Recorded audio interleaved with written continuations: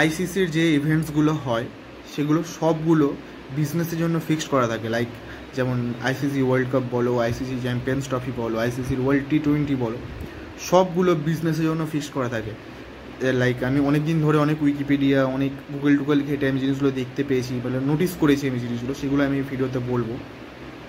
তুমি back to 2000 চলে যাও, তখন আইসিসির ইভেন্টস হতো 4 বছর পর পর ওয়ার্ল্ড কাপ, 2 বছর পর পর চ্যাম্পিয়ন্স ট্রফি, মাঝখানে আর কোনো ইভেন্টস হতো না, যে কারণে মানুষের আইসিসির ইভেন্টসের প্রতি একটা ক্রেজ ছিল, যেটা এখন কি হয় প্রতি বছরে একটা করে মানে আইসিসির ইভেন্টস থাকে। যেমন তুমি দেখো 2003 পর 2007, 2007 পর 2011, মাঝখানে একটা 2007 ওয়ার্ল্ড টি20 হয়েছিল, তার মাঝখানে 2003 থেকে 7 মাঝখানে একটা চ্যাম্পিয়ন্স ট্রফি হয়েছিল, 7 থেকে 11 মধ্যে একটা চ্যাম্পিয়ন্স ট্রফি হয়েছিল।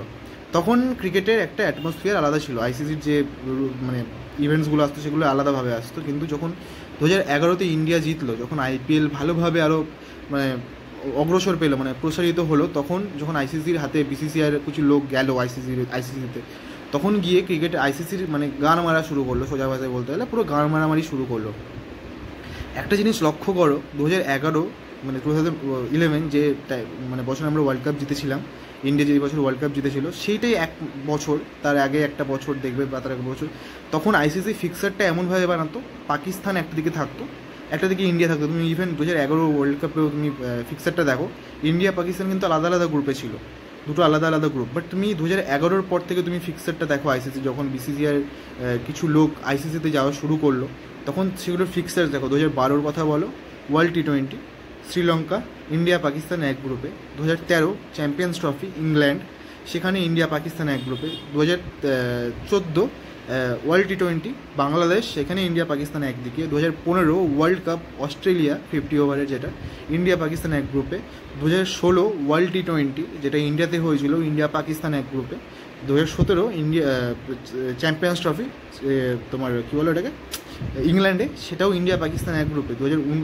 2017, তারপরে 2019 সেখানেও গ্রুপ ফিক্সারটাকে এমনভাবে করা হলো যেখানে ইন্ডিয়া পাকিস্তান যাতে একটা ম্যাচ পায়। 2024 এইটাও পুরোপুরি ফিক্সড, যেভাবে 20টা টিমকে মানে খুব স্মার্টলিভাবে জিনিসটাকে ফিক্স করা। ইন্ডিয়া পাকিস্তানকে এমন একটা গ্রুপের সাথে অ্যাড করে দেওয়া হলো যেখানে ইউএস আছে, কানাডা আছে, আর আয়ারল্যান্ড আছে। এখানে আইসিসি খুব ভালো করেই জানে যে ইউএসএ উঠতে পারবে না, তোমার তারপরে কানাডাও উঠতে পারবে না, আয়ারল্যান্ড উঠতে পারবে না। যদি উঠে ইন্ডিয়া পাকিস্তান উঠবে, তারপরে সুপার 8 গিয়ে একটা চান্স থাকছে, সেখানে গিয়ে ইন্ডিয়া পাকিস্তানের একটা কন্টেস্ট থাকছে, সেখান থেকে আবার একটা সেমিফাইনালের চান্স থাকছে। যেহেতু বিজনেসের পরিমাণটা খুব বাড়ে, ইন্ডিয়া পাকিস্তানের ম্যাচ হলে পারে খুব পরিমাণে একটা বিজনেস পায় আইসিসি বলো। আর বিসিসিআই যখন জিনিসটা আরও ভালো করে দেখলো, তারা যখন আইসিসিতে গেল, যে পরিমাণে টাকাটা তারা পায়, সেই টাকাটা ইন্ডিয়া পাকিস্তানের ম্যাচ থেকে যে টাকাটা পায় সেটা একটা আলাদা লেভেলের টাকা পায়। যে কারণে তুমি 2011 পর থেকে দেখো যতগুলো আইসিসি ইভেন্টস হয়েছে সেখানে ইন্ডিয়া পাকিস্তান কিন্তু এক গ্রুপে। তার আগে তুমি দেখো 2007 কিন্তু ইন্ডিয়া পাকিস্তান এক গ্রুপে ছিল, অতটা মনে নেই। 2003 একসাথে ছিল, 1997 আলাদা ছিল, আবার 2003 একসাথে এসেছিলো, 2007 আলাদা মনে হয়েছিল, 2011 আবার একসাথে আলাদা হয়েছিল। 2011 পর থেকে দেখো পরপর যতগুলো ইভেন্টস হয়েছে এখনও পর্যন্ত, ততগুলোতে ইন্ডিয়া পাকিস্তানের একটা কন্টেস্ট রাখা হচ্ছে, মানে ইন্ডিয়া পাকিস্তান সেখানে থাকবে।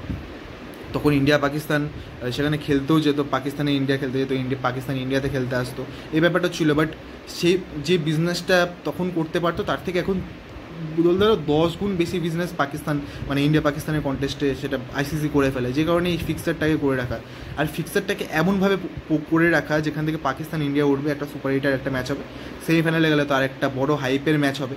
সেইভাবে ইংল্যান্ড অস্ট্রেলিয়াকেও একটা গ্রুপের মধ্যে রাখা, একটা রাইভেলরিকে রাখা, সেটার মধ্যে বিজনেস, পুরো জিনিসটাকে বিজনেসের মধ্যে আমার মনে হয় কিছু ম্যাচ ফিক্সও করা থাকে। যেখানে এই বছর কী হলো, জিনিসটা পুরো উল্টো হয়ে গেল আইসিসির ক্ষেত্রে। আইসিসি কখনো ভাবেইনি যে ইউএসএ পাকিস্তানকে এইভাবে হারিয়ে দেবে। এবার তাদের যদি ইউএস দেখবে কি এই রিসেন্ট কিছু 2-3টে ম্যাচের মধ্যে কিছু একটা এমন ইনসিডেন্ট হবে যে কারণে হয়তো ইউএস বাদ যাবে, পাকিস্তান কোনোভাবে একটা কোয়ালিফাই করে যাবে। তুমি প্রতি বছর দেখবে পাকিস্তানের সাথে এমন কিছু একটা হয়, পাকিস্তান কোনো না কোনোভাবে আইসিসির কিন্তু সেমিফাইনাল বা ফাইনালে গিয়ে একটা ইন্ডিয়ার সাথে খেলার একটা মনোভাব চলে আসে, জিনিসটা যে ইন্ডিয়া পাকিস্তান কন্টেস্টটা হতে পারে, হলে পারেও। বাট আইসিসি মানে ওইভাবে প্ল্যান করে রাখে জিনিসটা যাতে ইন্ডিয়া পাকিস্তান আবার ফিরে আসে। কিন্তু ইউএসএ এবারে এমন খেলে দিচ্ছে যে মানে সেটা বলার বাইরে। তো আমার তো মনে হয় এই পুরো জিনিসটা আইসিসি পুরো আলাদা রকমভাবে একটা ফিক্স করে রাখে, মানে যে এর পিছনে আছে সে একটা বিশাল বড় মাস্টার মাইন্ড, ঠিক আছে, মানে যেই করে এই ফিক্সারটা। 2011 থেকে আমি দেখছি টানা 7 বছর যতগুলো ইভেন্টস হয়েছে আইসিসির সবগুলোতে ইন্ডিয়া পাকিস্তান একটা গ্রুপে।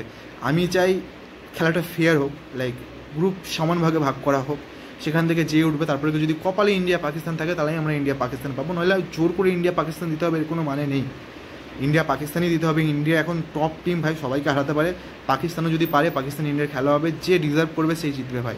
এমন না যে ইন্ডিয়া পাকিস্তানের ম্যাচ হলে ইন্ডিয়াকেই জিততে হবে, যে ডিজার্ভ করবে সেই জিততে হবে। হ্যাঁ, যদি ওয়ার হয় একটা ইন্ডিয়া পাকিস্তানের মধ্যে তাহলে পাকিস্তানের মুখে মুতে দাও, কিন্তু মানে এটা যখন স্পোর্ট স্পিরিট অফ মানে গেম হচ্ছে তখন এটা গেমের মতো করে রাখো, ফিক্সারটাকে এমনভাবে তৈরি করো। তাহলে বাংলাদেশ, শ্রীলঙ্কা আর সাউথ আফ্রিকা একটা গ্রুপে কেন হলো? তাদের সাথে এই জিনিসটা কেন করা হলো? তুমি দেখো, মানে এতটা ইনভলভ হয়ে যাচ্ছে বিসিসিআই আইসিসির সাথে। তুমি বাকি অন্যান্য টিমের ফিক্সারটা দেখো, 2024 ওয়ার্ল্ড কাপে সবাই ফ্লোরিডা যাচ্ছে, নিউ ইয়র্কে খেলছে, দেন আরেকটা অন্য কোথাও যাচ্ছে, তারপরে ওয়েস্ট ইন্ডিজে বারবাডোসে খেলতে যাচ্ছে। ইন্ডিয়ার তুমি ফিক্সারটা দেখো, 3টে ম্যাচ পরপর নিউ ইয়র্কে, তারপরে হচ্ছে একটা ফ্লোরিডা। আমরা ভাই চাই না এত সুযোগ সুবিধা। প্লেয়ার যদি ভালো হয়, আমাদের প্লেয়াররা যদি ওয়েল ডিজার্ভিং হয়, তাহলে তারা যেখানে খেলবে সেখানেই জিতবে ভাই। তাকে সবাইকে যেমন তুমি ফ্লোরিডা দিচ্ছ, সবাইকে যেমন তুমি বারবাডোস দিচ্ছ, ইন্ডিয়াকেও দাও ভাই। তারা সেই পরিমাণ টাকা পায় খেলার জন্য, তাদেরকে তুমি এত কেন সুযোগ সুবিধা দিচ্ছ? তারা খেলছে, তারা কোনো ওয়ার করতে যাচ্ছে না ভাই, খেলছে। ডেফিনেটলি আমিও বিরাট কোহলির বিশাল বড় ফ্যান, রোহিত শর্মার বিশাল বড় ফ্যান, বাট জিনিসটা ফেয়ার হওয়া উচিত। যে টিম যে বিহেভিয়ারটা সব টিমের সাথে হচ্ছে, যেহেতু বিসিসিআইয়ের কাছে এখন প্রচুর টাকা, সেই কারণে বিসিসিআইয়ের মানে ইন্ডিয়াকে আগে প্রায়োরিটি দেওয়া হচ্ছে। চাই না ভাই এত প্রায়োরিটি গেমের মধ্যে তো চাই না। তুমি দেশের অন্যান্য জায়গাতে অন্য কোনো ইকোনমিতে দাও, ওই প্রায়োরিটি চলবে, আমার লাগবে ওই প্রায়োরিটি, কিন্তু এই গেমের মধ্যে এই প্রায়োরিটি ঢুকিয়ে গেমের স্পিরিটটাকে নষ্ট করে দেওয়ার কোনো মানে হয় না।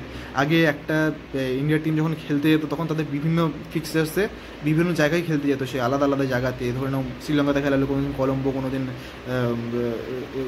অন্য জায়গায় শ্রীলঙ্কার, বাংলাদেশে কোনোদিন খেলা চট্টগ্রাম, কোনোদিন ঢাকা, তারপরে অস্ট্রেলিয়াতে যাও সিডনি কোনোদিন। তুমি এখন দেখো ইন্ডিয়ার বেশিরভাগ মেলবোর্ন মানে মেলবোর্ন, সিডনি মানে সিডনি, মানে টাকা এসে গেছে, মানে বিশাল ব্যাপার। খেলাটা ফেয়ার হওয়া উচিত, খেলাটাকে যেভাবে হোক সেভাবে, মানে আগে যেরকম হতো আমরা খেলাটাকে সেভাবে চাই। এত রুল করা ভালো না ভাই, ক্রিকেটের স্পিরিটটা পুরো নষ্ট হয়ে যায় জিনিসটা। আমার তো এই মতামত এটা নেই।